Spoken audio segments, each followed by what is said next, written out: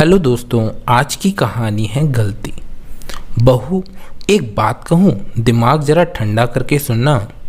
सुमन जी ने कृतिका से कहा। हाँ माँ, कहिए ना।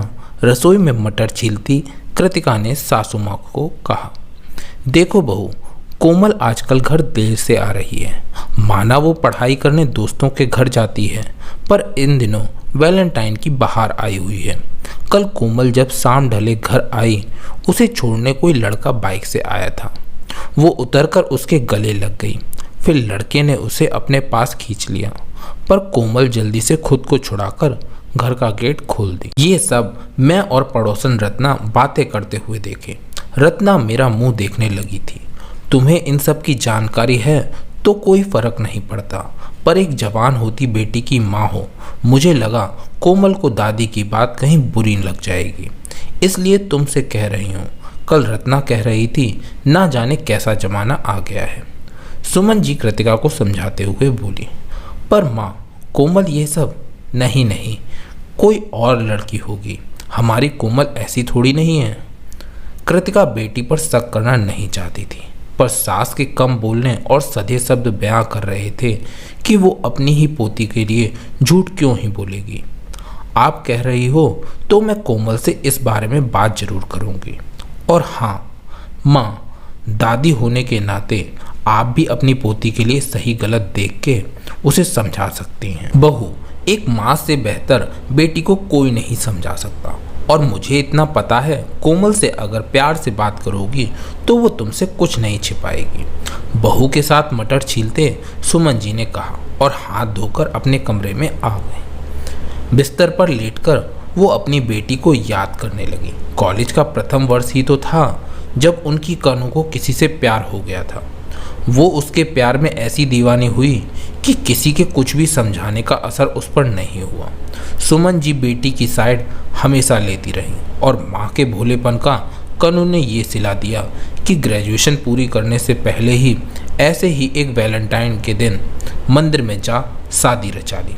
सबसे छिपाकर वो उस लड़के से हर वो रिश्ता निभाने लगी जो हमारे समाज में पति पत्नी के बीच जायज रहता है। पढ़ाई तो बस एक बहाना थी। तीसरे साल में आते वो माँ बनने वाली थी। कॉलेज छोड़ दिया था, उस लड़के के साथ अलग कमरा लेकर रहने लगी थी। सुमन जी के पति और बेटा कुणाल सब कनु को समझाते, पर उस पर तो इसका भूत सवार था। परिवार की चिंता वो छोड़ ही चुकी थी। हाँ, सुमन जी बेटी को खर्चा देती रहती थी, लेकिन लड़का पैसे से अमीर था तो कनु को चिंता नहीं रहती थी।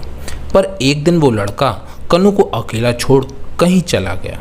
वैसे भी वह उस शहर का था नहीं, बाहर कमरा लेकर रहता था। कनु सप्ताह भर इंतजार की। दोस्तों से पता चला, वो सबसे कहता है, यार ये कनु अब मेरे किसी काम की नहीं। ये सुन कनु खुद को माफ़ न कर सकी।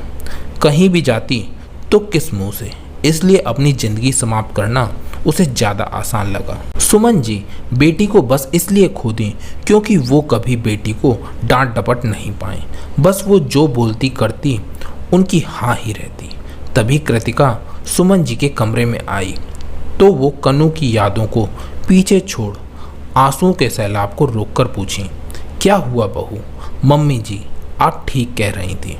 कोमल मुझसे झूठ बोलकर पढ़ाई करने का कह इस लड़के से मिलने जाती है। ये देखिए। कहते हुए कृतिका ने बहुत सारे खत और गिफ्ट्स सामने फैला दिए। क्या करूं और कैसे उसे समझाऊं, अब ये सोच रही हूँ। कृतिका सिर पर हाथ रख परेशान हो बोली, बहू, जो गलती मैंने की वो तुम ना करो। ये उम्र ही भटकाव की होती है। चार मीठी बातें करने से वो अच्छा लगने लगता है। मैं ये नहीं कह रही कि वो लड़का गलत, पर हमें समझाना अपने बच्चे को ही होगा। कोमल से साफ साफ बात करना, उसे भूत भविष्य सब समझा देना।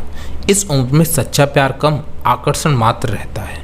जब ये आकर्षण खत्म हो जाएगा, पहले जैसा कुछ न रहेगा। सुमन जी कृतिका से बोली, जी माँ, मैं कोमल से बात करूँगी और उसे समझाऊंगी भी।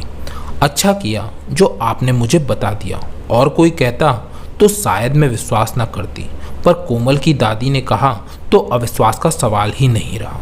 कृतिका कोमल के कॉलेज से आने के बाद पहले प्यार से पूछी। कोमल के लाख इनकार के बाद भी नहीं बताने पर कृतिका ने वो सब सामने लाकर रख दिया जो उस लड़के ने कोमल को दिए थे। माँ बेटी में बहुत बहस हुई। कोमल रो धोकर कहने लगी, आप जो सोच रही हैं ऐसा कुछ भी नहीं है, ये सब उसने दिया, मैंने तो नहीं, और आपको मेरी बात पर यकीन नहीं है। तभी कोमल का फोन बजा। सामने उस लड़के का नाम साफ साफ दिखाई दे रहा था। कृतिका ने घूरती नजरों से देखा और जल्दी से फोन उठाकर बोली, ये सब क्या है?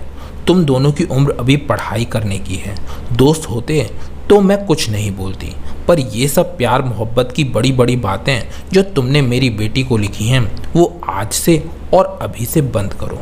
उम्मीद करूंगी मुझे इस बात के लिए तुम्हारे पेरेंट्स तक ना जाना पड़े। कोमल को तो मैं समझा दूंगी। बेहतर है बेटा तुम भी होश में आ जाओ। कड़कती आवाज में कृतिका ने जो ही कहा उधर से फोन कट गया। कोमल, माँ बाप हमेशा बच्चों को सही दिशा निर्देश देते हैं, पर जरा सी लापरवाही और बड़ी सी दुर्घटना तुमने सुना ही होगा। बेहतर है आज के बाद मुझे ऐसा किसी बात के लिए तुम्हें फिर से समझाना ना पड़े। कृतिका की आवाज़ सख्त हो गई थी। अचानक वो फपक कर रो पड़ी। क्या हुआ बहू, ऐसे अचानक क्यों रोने लगी? चुप हो जाओ। सुमन जी बहू का रोना सुन बोली, माँ, कोमल को हर तरह से प्यार दिया, कभी किसी चीज़ को ना नहीं किया। पता नहीं था ये प्यार ही उसके लिए गलत रास्ता बना रहा है। आज सच में मेरी आंखें खुल गई हैं। बच्चों को प्यार देना सही है, पर उनकी हर गलतियों पर नज़र रखना भी ज़रूरी है। शायद मेरी बेटी को मेरी बात समझ आ जाए। कृतिका कहते हुए सुमन जी से लिपट गई। नहीं तो मैं खुद को कभी माफ़ नहीं कर पाऊंगी। मम्मा प्लीज़ चुप हो जाओ, अब से ये सब नहीं होगा। लो ये नंबर भी ब्लॉक कर रही हूँ।